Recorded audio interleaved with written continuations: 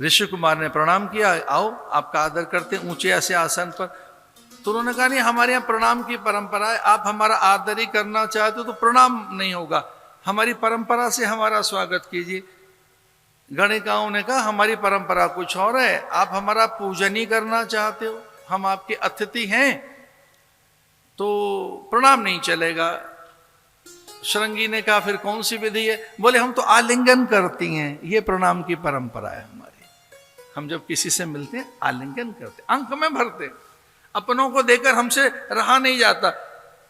और कभी कभी ऐसा होता भी है, अति प्रिय को देखकर व्यक्ति संभाल नहीं पाता स्वयं को, पुत्र को देखकर, अपनों को देखकर, संबंधियों को देखकर, और उसी का नाम मिलनी है भैया। और है क्या, ये विवाह में जो मिलनी होती है, और मिलने हाथ से ही नहीं काम चलता, कई बार गले से भी मिलना पड़ता है।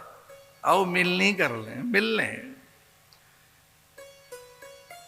और जब वो इस प्रकार से आलिंगन करने लगी तो उन्हें लगा कि भाई ऋषियों से तो हम गले मिले हैं, ये तो कुछ स्पर्श का भिन्न ही ढंग है, अंग स्पर्श ये क्या है? तो उनके अंगों पर पूछने लगे।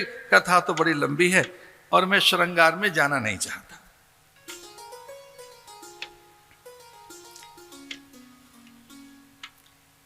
ये क्या है ढंग क्रम आपके मिलने का, अंग कैसे ऐसे वैसे? तो उन्होंने कहा कि हम अलग प्रकार के ही हैं, और हाँ हमारे देश चलो, हमसे भी, हम तो चाकर हैं, हम तो अनुचरियां हैं, दासी हैं, कुछ है ही नहीं हम हैं क्या?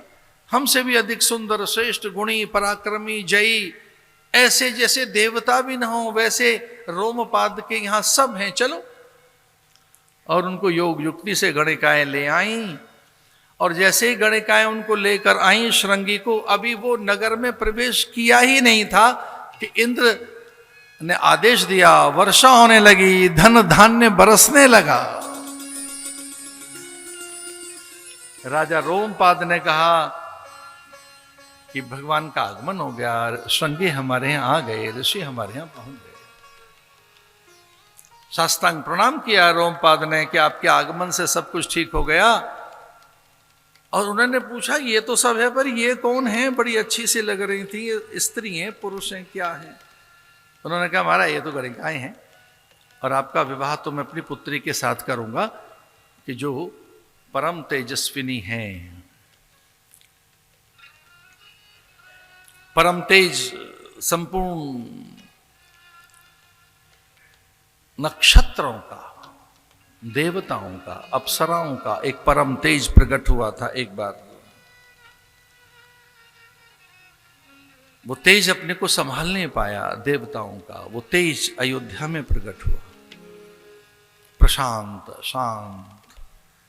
उस तेज में इतना आकर्षण था, उस तेज में से अचानक एक कन्या प्रकट हुई, शांत तेज, उसका नाम शांता रखा गया। उसी समय रोमपाद का आगमन हुआ था। रोमपाद खिन्न थे, बड़े अधिक व्यथित थे, व्याकुल थे। रोमपाद दशरथ के मित्र थे। जैसे तेज में से वो कन्या निकली थी, शांतः तेज, शांतः तेज, तो रोमपाद ने कहा ये कौन है? तो दशरथ ने कहा ये परम तेज से प्रकट हुई कोई मत देवी हैं, और इन्होंने शांत रूप धारण किया है। अब ये मेरी कन्या ही समझो इनको मित्र, और तू संतानहीन है। उनके कई पीढ़ियों से संतान नहीं होते थे, औरस पुत्र लेते थे, दत्तक पुत्र लेते थे, दूसरे का पुत्र लेकर अपनी संतान के रूप में, उनके पीढ़ियों से संतान नहीं हुई थी। रोमपाद का अचानक आगमन हुआ था अयोध्या में। अयोध्या में परम तेज से शांतता प्रकट हुई, और रोमपाद ने ऐसे याचक की तरह से दोनों भुजाएं पसार कर कहा ये तेज मुझे दे दीजिए, ये शांत तेज। तो दशरथ के आंगन में प्रकट हुआ वो परम तेज जिससे शांतता पैदा हुई, शांता, वो रोमपाद को दे दी गई, और रोमपाद की वो पुत्री कहलाई शांता। और शांता का विवाह हुआ श्रृंगी ऋषि से। विभांडक को जब ये पता लगा तो वो आए, यद्यपि क्रोध था उनके मन में, लेकिन पुत्र के वामांग में बैठी शांता को देखकर उन्हें सब समझ आ गया कि शांता कोई और नहीं, वेद की ऋचाओं से प्रकट हुआ वेद का रस ही है शांत रस। शांता। ओम द्यौ शांति पृथ्वी शांति। अरे भाई औषधि शांति। शांत बड़ी अवस्था है, शांतता। उबले हुए जल में अपना चेहरा नहीं देख सकते। जल उबल रहा हो तो आप चेहरा देख के बताओ। जल उबल रहा है तो उसमें भाप है। उबले हुए जल में, खौलते हुए जल में, उत्तप्त उष्ण जल में जैसे अपने आप को नहीं देख सकते आप। जल शांत हो, शीतल हो, तभी तो देखोगे अपने आप को। जैसे उबले जल में हमारा चेहरा नहीं दिखता, वैसे ही उबड़ खाबड़ मन में जब उथल पुथल चल रही हो तो आप अपने को कहां देख पाते हो? अशांत अवस्था में देख नहीं पाते। शांत रस सबसे बड़ा रस है, शांत अवस्था। इसे जब लोग अशांत हो जाते हैं, असहज हो जाते हैं, तब वो योग युक्ति से शांति ढूंढ रहे हैं। ओम द्यौ शांति पृथ्वी शांति रापः शांति औषधया शांति। Peace, peace. और पीस क्यों नहीं मिल रही हमको? पीसिस में हम बटे, पीसिस, टुकड़े टुकड़े हुए पड़े हम तो। पीसिस हो गए हमारे, टुकड़े टुकड़े टुकड़े में जी रहे हैं हम तो।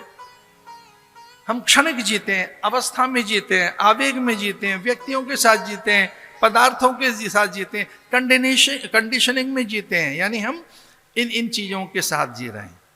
शांततः। तो रोमपाद की पुत्री श्रृंगी, और श्रृंगी ऋषि ऐसे थे कि ऋचाएं उनके सामने प्रकट होती, वेद मंत्र साकार हो जाते थे।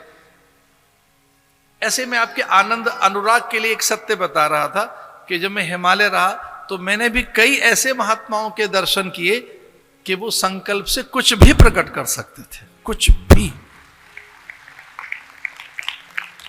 लेकिन वो निर्वैध, शांत, प्रशांत, सहज, अनुरक्त, आत्मस्थ, स्वरूपस्थ, अपने आप में।